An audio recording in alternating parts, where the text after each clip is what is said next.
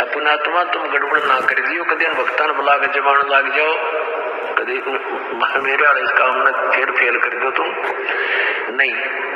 अपनी भक्ति करो, सब न राम नाम पर ला दो, और वो भी भक्ति की। तो फिर वो दूसरा तरीका, पहले क्या था, या परमात्मा आते हैं एक सुचारू, स्वयं आते हैं या मेरे जैसे दास को भेज देते हैं, ज्ञान वही होता है, परमात्मा विधान वही होता है, अप्लीकेबल वो खुद भी करते हैं, अपने नुमाइंदे रिप्रेजेंटेटिव से भी उसको वो सुचारू करवा देते हैं, लागू करवाते हैं। तो पहले क्या होता था, जैसे शादी ब्याह होया करती है,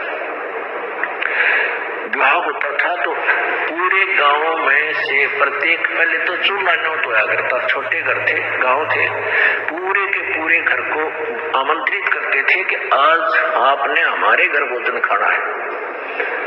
जिस दिन विवाह होता था बेटे या बेटी का, तो क्या कारण था कि वो सभी भक्ति करते थे, साधना किया करते थे, और इसी प्रकार उन्होंने अपने समागम शुरू किए थे। भी एक आध्यात्मिक अनुष्ठान भी करते थे, जोत तो अभी भी लगाते, भंडार जब करते हैं ना, ये विवाह शादी में जब जलेबी लाडू बनाते हैं, कहीं रखते हैं, तो जोत अब भी जलाते हैं उसमें। तो अब तो वह लकीर पीट रहे हैं, और आज तुम्हारे खाका ये मैं तुम्हारे खाका आया था, इसलिए वो एक परंपरा बनी। पहले ये उद्देश्य था कि सभी भक्ति करते थे और भक्तों को अपने घर पर बुला के आहार कराया करते थे। तो ऐसे फिर वो कभी उनके होता था, वो भी यही लालच करते थे कि सारे भक्त आवे, भगवान की यहाँ चर्चा चलावे, अन्न खावे, संत को खिलाने का लाभ मिले। तो ये परंपरा चलती चलती फिर इतनी बिगड़ गई, फिर नृत्य शुरू हो गए। तुम वो न मारे नौता दिया था, मैं भी उनके देखा हूँ, अन्यथा नहीं। तो ये प्रोग्राम तो पहले बिगड़ा हुआ रूप हो गया। तो ऐसे आप अपनी भक्ति करते रहिए, आपको हानि नहीं होगा। अब वही बात सुन लो बच्चों, तुमने मेरी सीख पर, मेरी शिक्षा पर अमल नहीं करा, अब तो अपने लालच वश मेरे शिष्य बने रहे। पर मेरी बात सुन लो, मेरा काला मुंह मत करो, मेरी एक अंतिम पुकार सुन लो तुम। आप अपनी कमाई से कितने दिन दूसरे को सहयोग दे सकते हो? आप अपने मित्र को कितना सहारा दे सकते हो? अपने भाई को, बहन को तुम कितने दिन सहारा दे सकते हो? नहीं दे सकते, चाहे अरबपति चाहे खरबपति क्यों ना हो। उनको भी अपना व्यवसाय में लगाना पड़ेगा, तभी वो सफल होंगे। तो ऐसे ये दया का जो दौर है, इसको ना समझ करके हम बर्बाद कर देते हैं, अपना जीवन खोल बैठते हैं। विचलित ना होना, 10-2 शब्द बोल रहेगा वो, ऐसे समझ लेना जैसे तहसील में रजिस्ट्री होया करे, कोई धोखा नहीं पावे। अपना आत्मा तुम गड़बड़ ना कर दियो, कदे भक्तान बुला के जबान लाग जाओ, कदे मेरे वाले इस काम में फिर फेल कर दो तुम नहीं। अपनी भक्ति करो, सब न राम नाम पर ला दो, और वो भी भक्ति की। तो फिर वो दूसरा तरीका, पहले क्या था, या परमात्मा आते हैं एक सुचारू, स्वयं आते हैं या मेरे जैसे दास को भेज देते हैं, ज्ञान वही होता है, परमात्मा विधान वही होता है, अप्लीकेबल वो खुद भी करते हैं, अपने नुमाइंदे रिप्रेजेंटेटिव से भी उसको वो सुचारू करवा देते हैं, लागू करवाते हैं। तो पहले क्या होता था, जैसे शादी ब्याह होया करती है,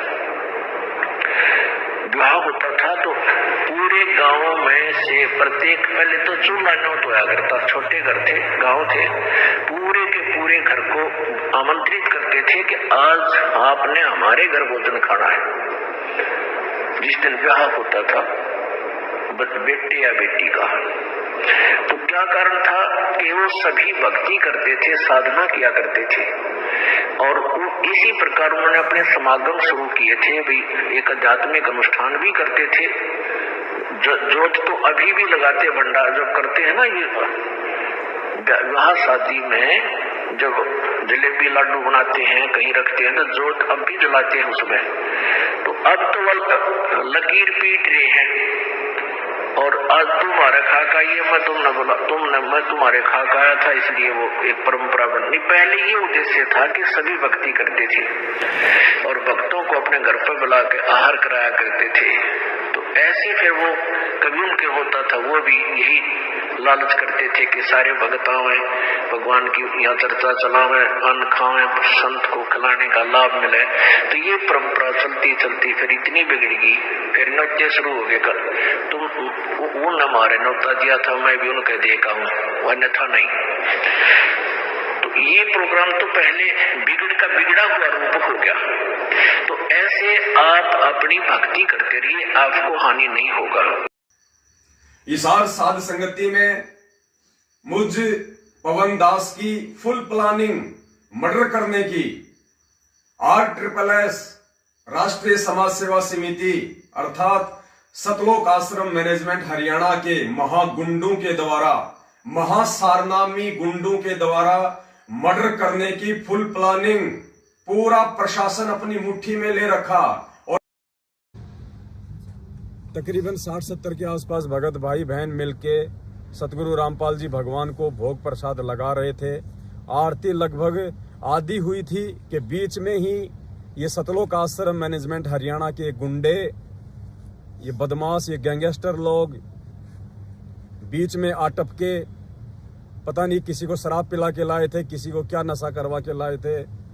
और बीच में ही परमात्मा जी की आरती चल रही थी। पुण्यात्मा, विचार करना, आप इनको भगत कहते हो, आप इन्हें अपना भगत भाई समझते हो, ये समाज के सबसे निकृष्ट और घटिया लोग हैं।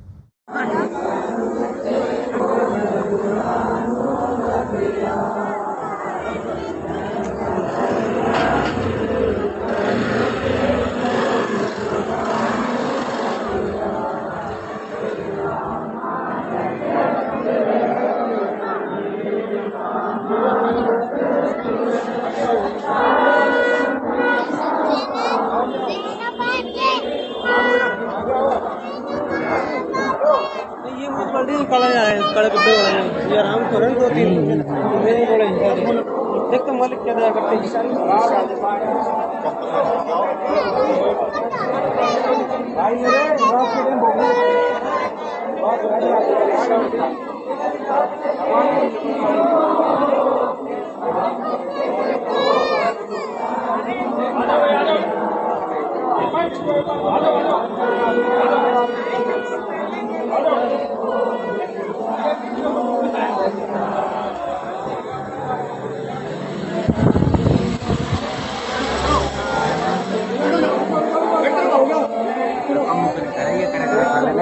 फोड़ लेंगे।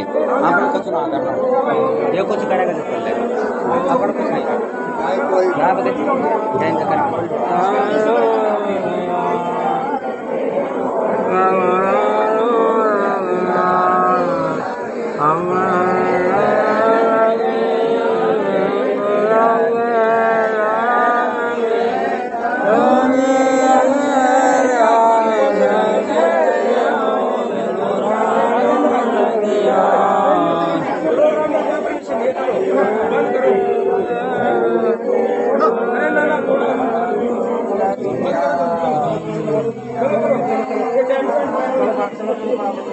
आते गाता गाता चल चल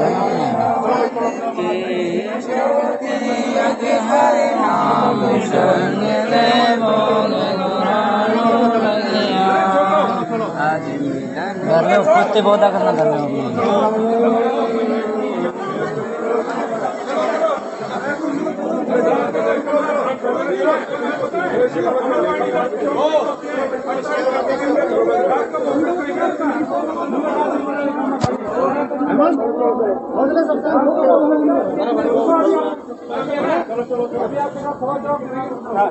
में चलो परमात्मा सभी आपके बच्चे हैं, कोई गलती हो गई हो मेरे मालिक क्षमा कर दो। हमारे जो चलो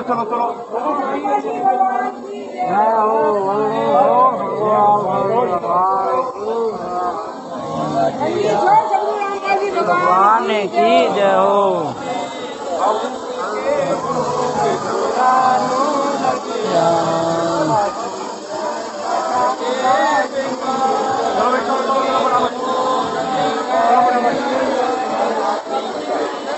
चलो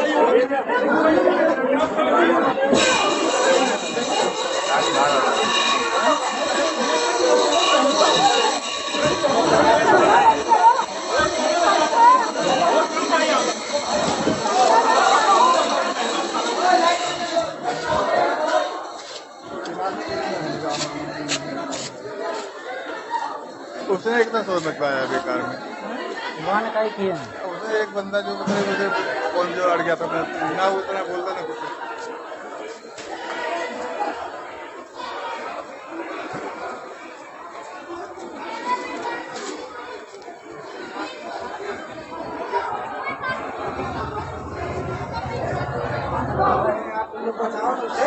साथ में आओ ना, अकेले अकेले भाग रहे हो, सबके साथ में चलो ना। चलो साथ चलो, सारे जा रहे हैं, सारे चलो ना, सारे चलो। और क्या चलिए भगत मारे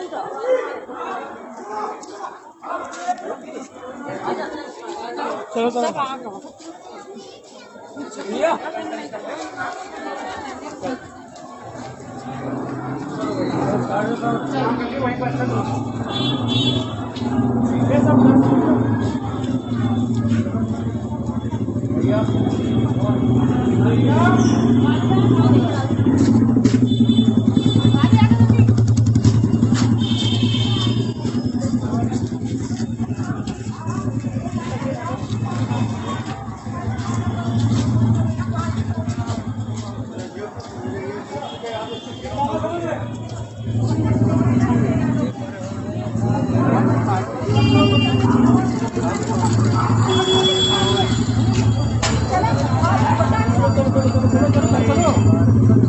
अरे आओ ना, चली जाओ।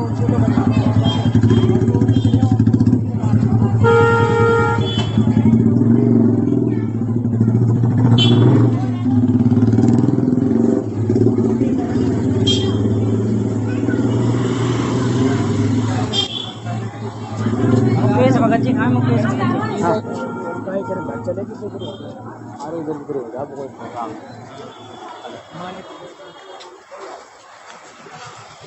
अभी इधर उधर कोई होगा कहीं करो आप। हाँ अंदर ना जाओ, वहाँ जगह पे तो करेंगे ना।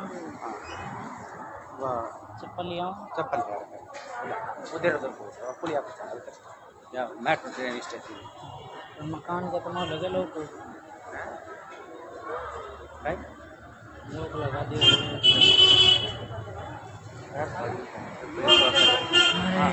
आ जाओ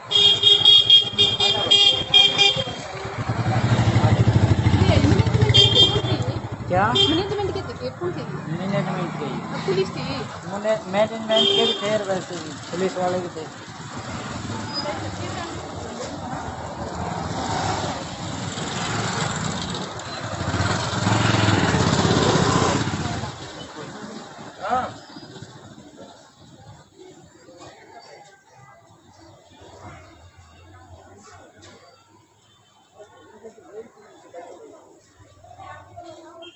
इधर उधर को जाओ, थोड़ा बिछड़ जाओ।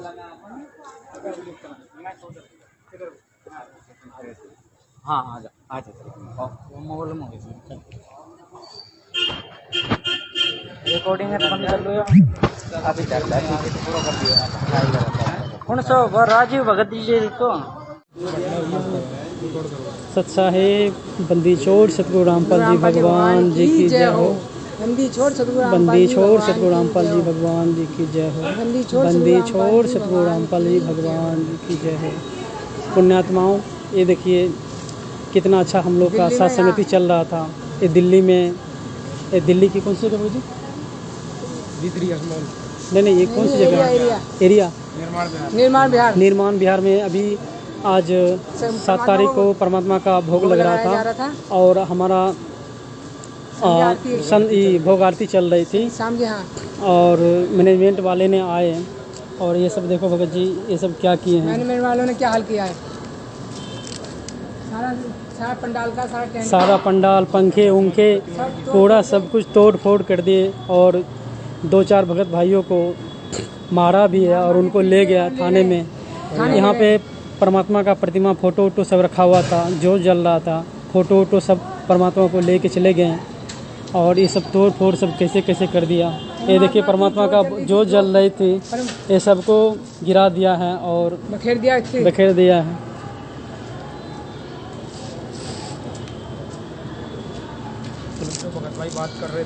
और जो भगत भाई बात कर रहे थे उनसे, पुलिस वाले से, उनको मारा भी है और उनको ले भी गया है।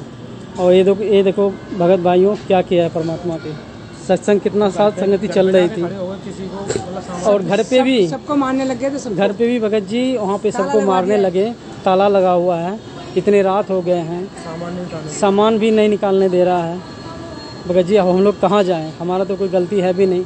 पुलिस वाले बोल रहे थे भगत जी कि अभी इनकी आरती चल रही है और अभी इसको कुछ नहीं कहते हैं, आरती ख़त्म होने दो। लेकिन मैनेजमेंट वाले 2-4 लोग आए और सब 10-15 भगत जी था, मारना चालू कर दिया था और सबको आकर के ज़बरदस्ती परमात्मा को फ़ोटो वोटो ले लिया, सबके भक्तों के हाथों से भक्ति बोध छीन लिया और जो बोल रहे थे उनको मारा भी है। देखो भगत जी यहाँ पे उनको लोटा के मारा है और जो भगत भाई बोल रहे थे सबको मारा है, 2-4 भक्तों को और ले गया है। देखो हम सभी भगत भाई बहन अभी भंडारा भी नहीं किए हैं, भंडारा पूरा बना हुआ है और बोल रहे हैं कि आज भाई तुम यहाँ से चले जाओ, ठीक है। अब इतनी रात को हम लोग कहाँ जाएँ? परमात्मा को भोग भी नहीं लगने दिया, हम सभी भगत भाई को भंडारा भी करने नहीं दिया। इतना सारा अभी देखो भगत जी सब कुछ रखा हुआ बने बनाए, हम सभी भगत भाई सब बाहर में ऐसे ही घूम रहे हैं। ये देखो ये बहन जी उषा दासी बहन जी है और ये सब भगत जी देखो पूरा भंडारा यहीं पे पड़ा हुआ है। मैनेजमेंट वाले ने आकर के, मैं आपको पहले भी कहता आया हूँ, मैं आपको आज भी कह रहा हूँ और अपने होशो हौस में कह रहा हूँ, पुण्यात्माओं, ये वो लोग हैं सतलोक आश्रम मैनेजमेंट हरियाणा के जो महेंद्र भगोड़े के राइट हैंड हैं। अब मोए ज्ञान हुआ मैं आ गया इस काल बली के टक्कर में, अब मोहे ज्ञान हुआ मैं आ गया इस काल बली के टक्कर में, हरदम तेरा करूं जिक्र में। सच है भगत जी, ये काल के दूध पवन ठग के अनुसार ये भोग भंडारा कराने के नाम पर संगत को इकट्ठा करके जो भोग भंडारा करवा रहे हैं, परमेश्वर ने स्ट्रिक्टली मना किया, इसीलिए ये लोग मार खा रहे हैं, क्योंकि ये काल का दूध पवन ठग है। ये जब तक इन सात संगतियों का सर्वनाश नहीं करा देगा तब तक इनका पीछा नहीं छोड़ेगा, इसीलिए परमेश्वर ने स्पष्ट बताया। और ये काल के दूध पवन ठग ने तो परमात्मा के द्वारा किए जा रहे दंडोप्रणाम को भी फेल कर दिया।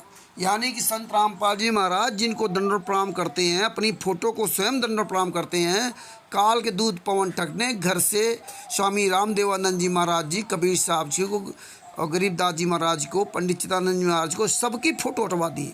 और जबकि स्वयं संत रामपाल जी महाराज सबको दंडोप्रणाम कर रहे हैं, आप स्वयं तस्वीर देखिए। तो ये काल का दूध पवन ठग इन सात संगतियों वाले तो पूरी तरह से कर्म फुड़वा चुका है। इसीलिए परमेश्वर ने कहा था कि ये काम मत करो भंडारे वाला, ये भक्तों को बुलाकर घर में मत जिमाओ। लेकिन वही काम पवन ठग ये काल का दूध करवा रहा जो परमात्मा मना कर रहे हैं।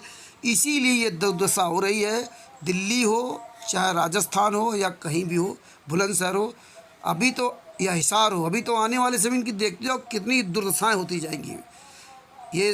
ये जो काल का दूध पवन ठग ये संगत को पूरी तरह से तहस नहस करा देगा। यही काल के दूध ने सतलोक में सबकी ऐसी तैसी करा दी। इसी काल के दूध ने 600 साल पहले संगत को बर्बाद कर दिया। इसी काल के दूध ने 2014 में बरवाला कांड करवा के पवन ठग आदि ने संगत की ऐसी तैसी करा दी। और इसी काल के दूत ने भगवान श्री के अंदर प्रवेश करके अर्जुन को ताकत दे करके महाभारत का विनाश करवा दिया। तो इस काल के दूत से बचना तो बचो, बात बाकी तुम जानो, तुम्हारा काम जाने। सत साहिब जय हो बंदी।